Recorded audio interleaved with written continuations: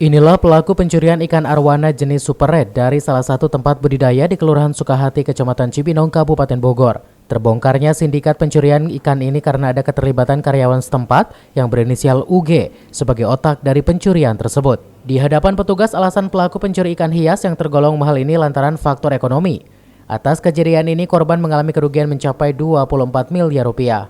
Sementara itu, tertangkapnya pelaku utama ini membuat presenter sekaligus pecinta satwa Irfan Hakim geram.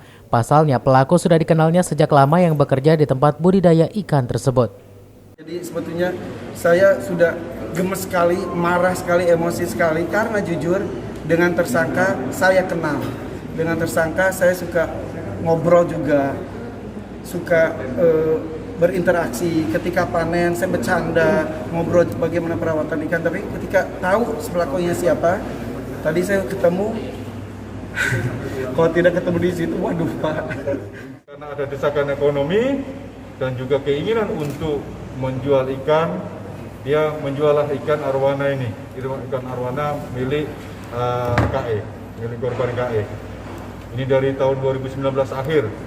Diawali dari menjual kepada ST, ini salah satu orang Cibinong juga, masih dalam pencarian kita, masih kita kembangkan lagi. Kemudian dengan harga yang ikan-ikan kecil antara 500 sampai 700 ribu. Ikan total kurang lebihnya 400 ekor yang kerugian dari peternakan KE.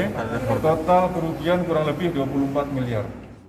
Petugas masih memburu para pelaku lainnya yang identitasnya sudah diketahui. Atas tindakannya ini, para pelaku dijerat pasal 363 atau pasal 372 KUHP dan pasal 480 tentang penadah barang curian dengan ancaman hukuman maksimal 4 tahun penjara.